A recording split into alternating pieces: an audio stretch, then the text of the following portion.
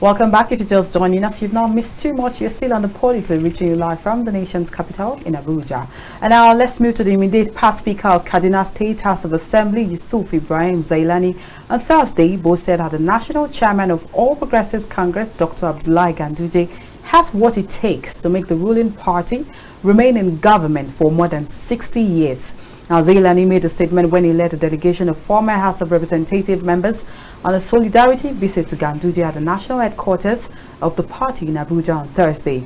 The development is coming barely 15 years after a former national chairman of the then ruling People's Democratic Party, Vincent Ogbulafor, made a similar controversial statement. The now late Chief Ogbulafor had boasted that the PDP was poised to rule the country for at least 60 years because of the good policies and programs of the party, of course. But the PDP government under the President Goodluck Jonathan was defeated in 2015 presidential election. That's 7 years after Ogbulafor's prediction. Well, Zailani, however, believed the ruling APC under the new leadership of Ganduje could stand the test of time. Well, if you ask me, APC has spent 8 years and now it's another 4 years, so that's how many years minus 60, so let's take it from there.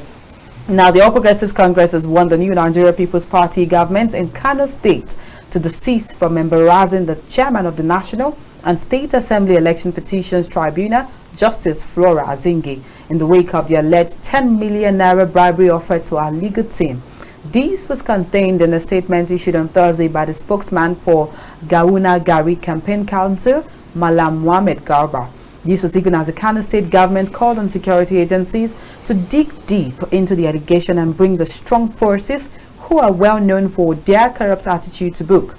Azinge expressed concern that this was the second time a judge was complaining about how some lawyers prosecuting election matters before her tried to corrupt the system by offering bribes to our colleagues. Now, shortly after the revolution, the Kano State government released a report that some strong forces who are well known for their corrupt attitude and are working tirelessly to scatter the hard-earned mandate of the people of Kano State. Now, the statement signed by State Commissioner for Information Baba Alilu Dantiye further said the NNPP government viewed the incident as a litmus test for the present administration to ensure that the case was thoroughly investigated and the culprits prosecuted. And now let's talk about governorship election. A forum of former deputy governors has demanded to be included as members of the National Executive Committee of the All Progressives Congress. They made this demand at a meeting with the national chairman of the party, Abdullahi Ganduje, while in solidarity visit to the party secretariat in Abuja. Now, chairman of the forum and former deputy governor of Abia State, Chris Akomas, noted that former deputy governors have experience and expertise needed by the party's highest decision-making organ.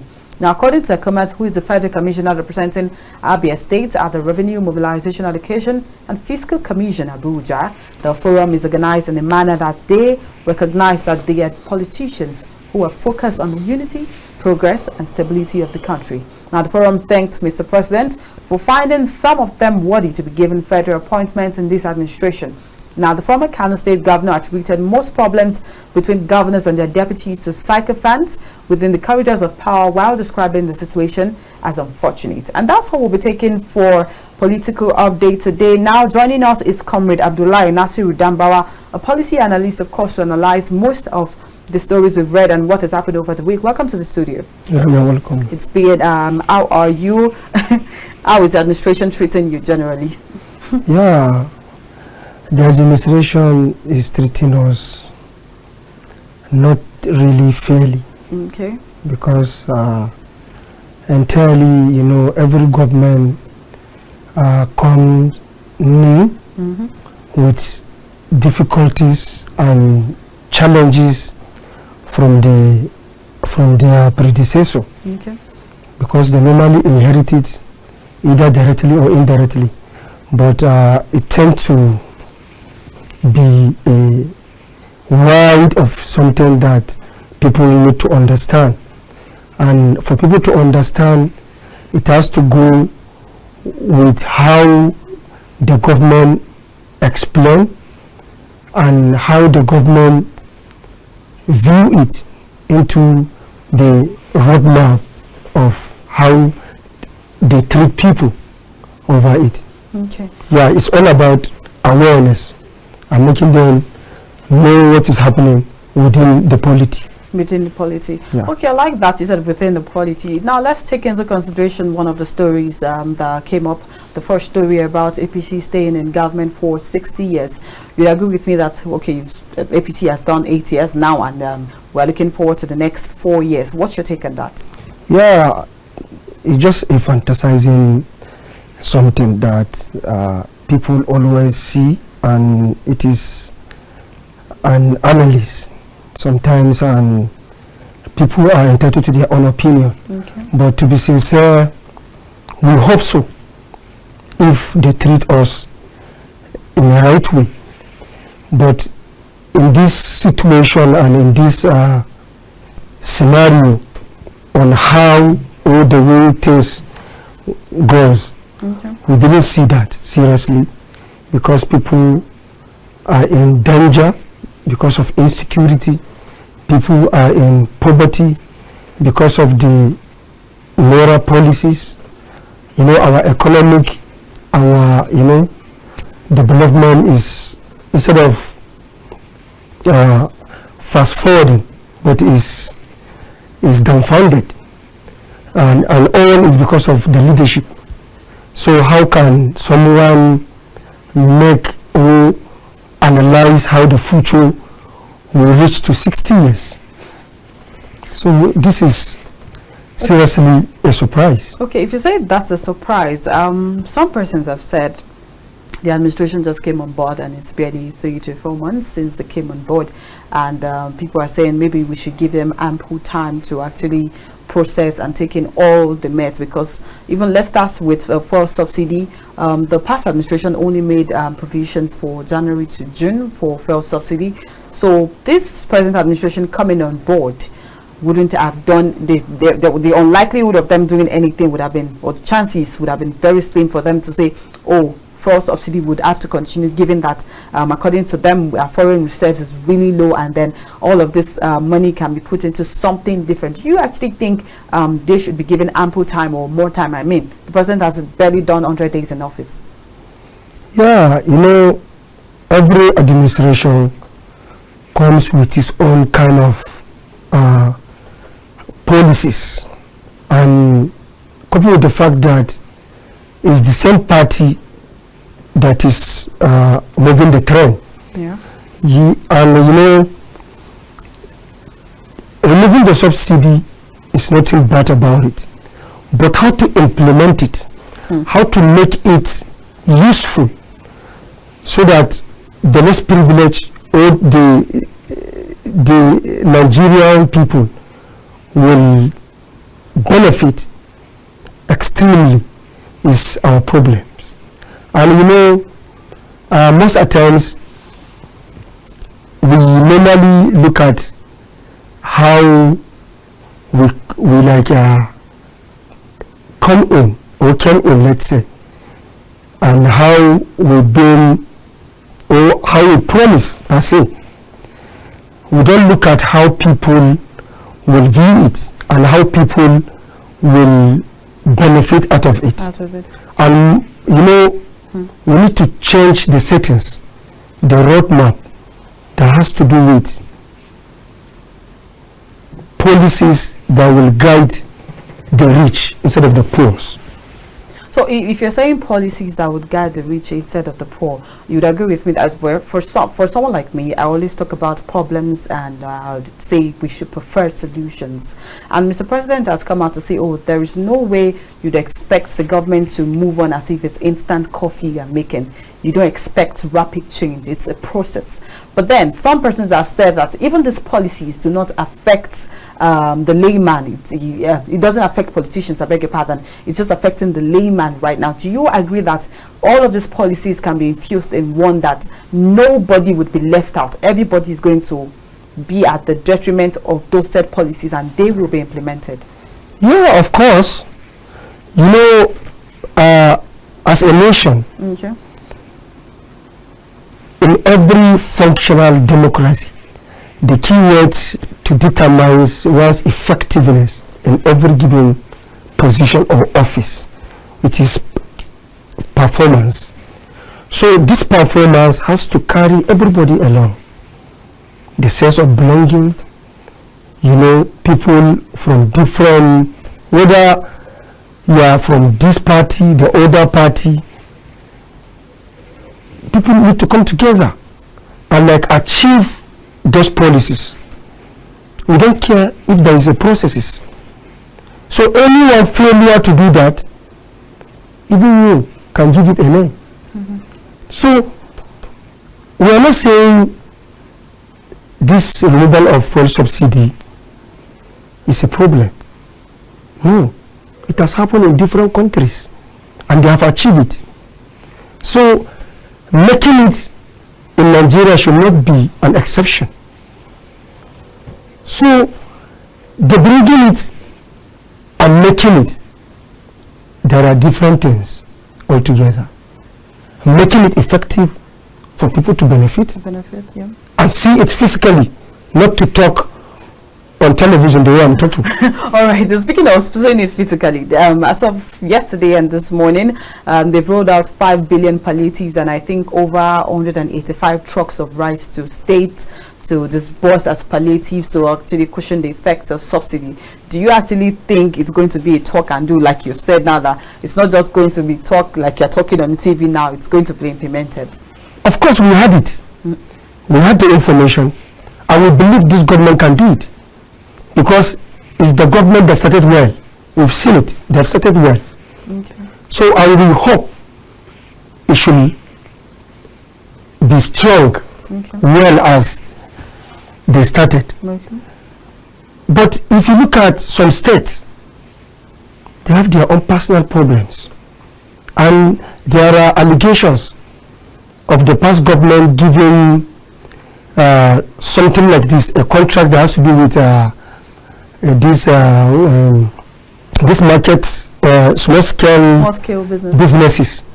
It doesn't reach to people all. Some people siphon it to their own family, to their own friends, which is not supposed to be so.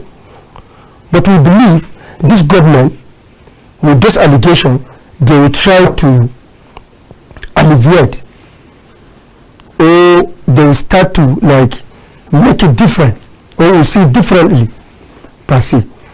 But like my state, Nasarawa state, there are a lot of issues. Who are these palliative going to? Is something of question.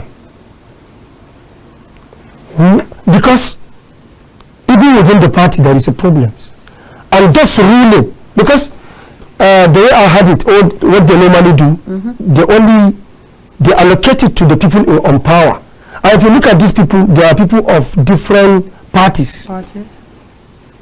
So the case of Ministerial State, like my senator, Ahmed Ali Wadada, that is House Committee on Public Account, yes, is somebody that came from a different party. He was in APC because of the pressure of some leaders that don't want the people choice. He had to leave the party. How is he going to make this palliative effective? Is what we are expecting. And whatever he does, the other party might kick against it. Look at the federal. One good thing about Nigeria, or should I say one problem of Nigeria, is that once I'm not with you, I'll look at the negative side of it. And there must have to. You're basically saying, once I'm not with you, I'm going to look for everything to frustrate what you are doing, basically. Of course, because that is the nature of the way things is. It's only few that can come out to tell you this is how it goes, but it's not how it's supposed to be. All right, then let's quickly take a dive into today's topic, analyzing the ministerial portfolios. Of course, 2 days ago exactly, as of Wednesday evening, the Mr. President made mention of ministers. Of course, they've passed the screening, and then he gave them their portfolios. So I'd like us to analyze a couple of them. And I'd like to start with some wiki of the FCT, of course, because we're in the nation's capital right now. Based on his antecedents as a minister of FCT, what are your expectations from this said minister? Yeah, we are expecting a goodness out of it, because by the nature and the way this administration present the people for the ministerial list, we believe they are the people of experience, they are the people of good leadership from their various states. So you feel all of them have the necessary experience they need? Of course. All the 45? Yes. Okay. Yes, because number one, they are educated. Okay. Number two, most of them are leaders. Okay. And we've seen their performance. Like this US Wiki, we've seen his performance. There are a lot of development in rivers, bridges, overhead bridges, and some other developmental places. Okay. That cannot be even mentioned, but you can see when you want to see. You understand? It's a tips of an iceberg here. And you know, the issue of RFI, okay, if I may say, of course, you know, he has not been confirmed, so to say, and he got angry and left the country. Of course. He's not in the country. But then rumor has it that he said he would rather go for his PhD, and of course the security didn't claim, and that's like a major issue given the state of insecurity in the country right now. You'd agree with me that just Niger State here, as of this week, bandits killed some people, they brought down a certain helicopter, and then if the defense headquarters or security has issues with you, I don't think you should be in certain positions in Nigeria right now. So do you actually think him leaving the country has anything to do with, because he wasn't made a minister, or because he didn't pass the security check? You know, the way the rumors has it, okay, is that he was petition. There are petition against him. Okay. Which made him not to be confirmed, and he could not believe that, and he was not allowed to answer the petition at that moment, which maybe if given that chance he would have proved it wrong. So all we had that he went away for his education, which is also his PhD, per se, which is also good for him. But there are delegations from the Mr. President to bring him back so that they can see how they can do. But would you want Mr. President to bring him back based on the level of insecurity we have in Kaduna State? I mean, some persons have said, given that Kaduna's state of security is bothersome, and of course he was the sitting governor of that same state during all this period, and then having him as a minister, doesn't it raise a lot of question marks? You know, they accuse him of different things. Okay. All these religious crises, all these bandits, people have been aligning to him by his administrations and some other things. But he came out publicly to deny it, which is entitled to do that. And you cannot get out of what is happening in your state. You have to prove it wrong, which we believe the government need to do something tangible, something reasonable about it, and we hope there will be the light at the end of the tunnel. So when you say light at the end of the tunnel, that means you want the former governor of Kaduna State, El-Rufai, on board as a minister? Yeah, of course, if it will benefit the nation. If it will benefit the nation. But given that, as of now, Nigerians are even still worried about the number of ministers we have, given that the economy is not so flamboyant to actually say we can spend so much on these ministries. I mean, we have over 49 ministers right now, and the economy is in shambles. Are we supposed to add more to these ministers, or actually cut down costs and push all of this money into the economy? That's one. Two, the president has come out to say he's looking at even bringing fuel subsidy back. That means the economy has been pushed to its brink for the presidency to think of bringing the fuel subsidy back. So are we supposed to actually be looking at adding more to the ministerial list, or actually reducing some at this point? Yeah, when you're talking of cutting costs, Okay. you're talking of either adjusting or reducing Reducing. the number of the people on power. But where and how are they going to do it matters. But for them, the government has what it takes to do what they want. So for them to do that, they should have consult. They're supposed to have a lot of consultation over it. And they have done that. So we believe we should give them all the reasonable doubt to do their best over it. And cutting costs is very important so that to stabilize the economy, to be sincere. If you're saying cutting costs would stabilize the economy, Of course. 2-3 days ago, NNPCL made collected a loan of 3 billion naira to, of course, push into their forex, and then they've said that is why naira is at 860 naira. Well, that's as of yesterday. I don't know how much naira is per dollar today, but then some persons have said it's because of the loan now that has made that the money they've pushed into forex is what's made naira appreciate a little bit. But then now, looking at this cutting cost and all of that, how does this affect the economy and affect the layman generally? Because even some people are still considering and talking about the number of cars that move our politicians around. There's been a video where we had over 17 convoys moving about when even a layman can barely fit, because whether you like it or not, subsidy affects transportation and food. So what's your take on that? Yeah, you know, whatsoever the government will do to curtail the menace of revamping the economy is a welcome idea. Cutting costs, as I said earlier, will also help in revamping the economy.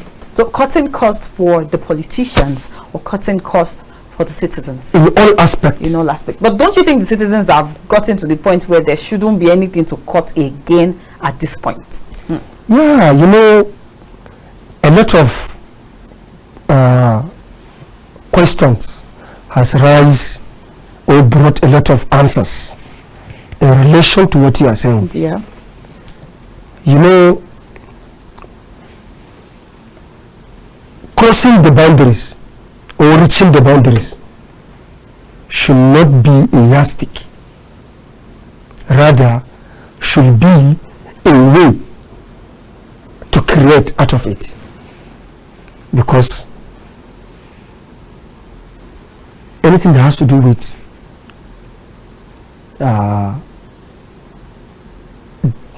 the leadership has to do with protection.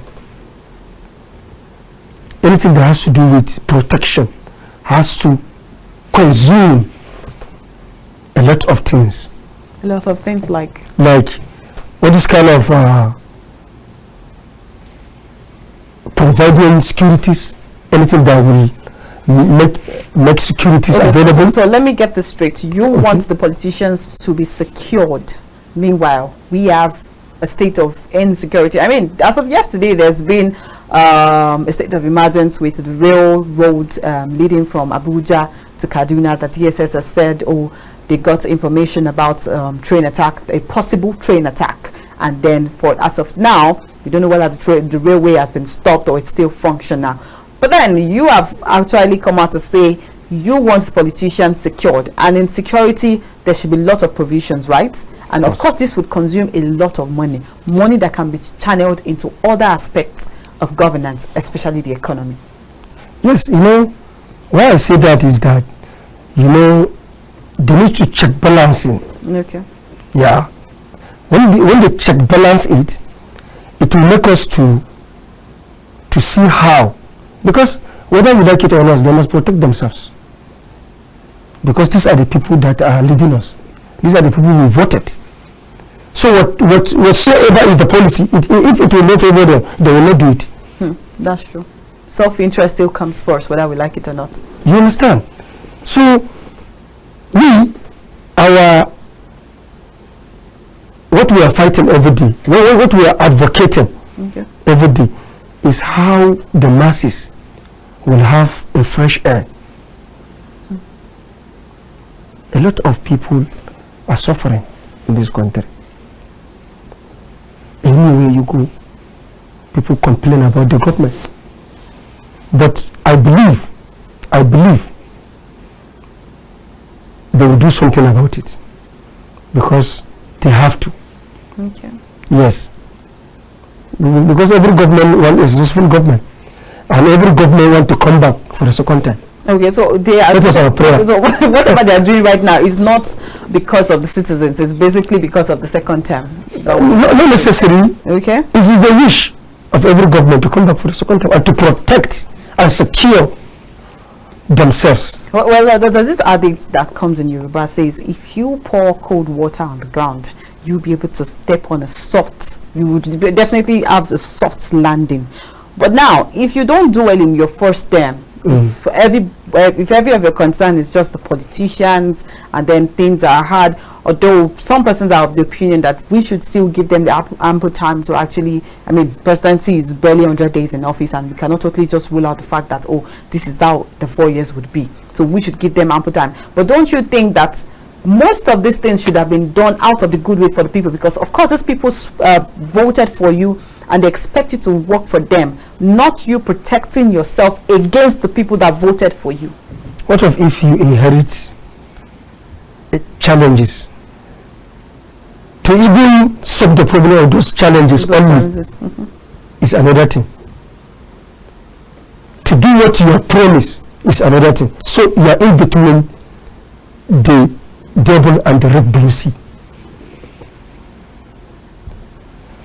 You know, in essence, making it easier for the masses should be a priority. That's why everybody, when the challenges are much, you like push them to the boundary, then they will tell you that they inherit it. But now they cannot, because it's the same party. The same exactly. APC are addressing APC basically. You understand? And as you can see, they even visited themselves for the job well done. I can see Aisha Buhari, she visited, sorry, not Aisha Buhari, the Oromitibu. Yeah. She visited Aisha Buhari. But do you agree that it's a job well done coming from the past administration to this new administration? To them. To them, I'm asking out. I want your own opinion. I don't want you to push it to them. They feel they did a good job. Do you think the President Muhammadu Buhari's administration, or former president, I beg your pardon, did a great job with governance? Not too great, seriously. He has done his part. He has done his part. He has done his part. Rate it 100%. How many percent would you give them? I can give him 60. Is it 60? Transportation, security. Yeah, you know. Which one do you prefer me to give? I want you to rate every one of them. Of course, we can't. Transportation, security, and economy. Just rate those three. No, I thought you were talking of leadership performance. Yeah, the leadership performance for each of these sectors. I want to know your opinion on transportation during the Muhammadu Buhari's regime, the economy, and of course the security level. But I prefer it to be one by one. One by one. Okay, all right. And there's no time for it. Okay, that's your own way of saying it. All right, now let's move to the JCO, ECOWAS response and its effects on Nigeria. Of course, you agree with me that the president, that's President Tinubu, is of course the chairman of ECOWAS, and then we've seen prompt response to the coup, and most persons have said, of course, it's the president's duty to, of course, avoid war among the ECOWAS countries. But then we've seen the level of insecurity in Nigeria, and then some persons have equally come out to say, oh, why have you not tackled the insecurity in Nigeria? Why are you going towards Niger Republic? I'd like to get your opinion on that in 5-6 minutes.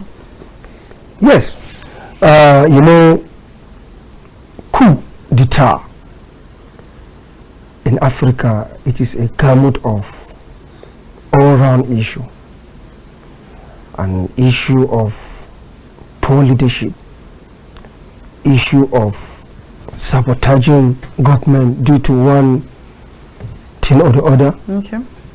But the most important thing is that how is the coup being plotted? And who is the coup? Or who plotted it? And why? Should be the question.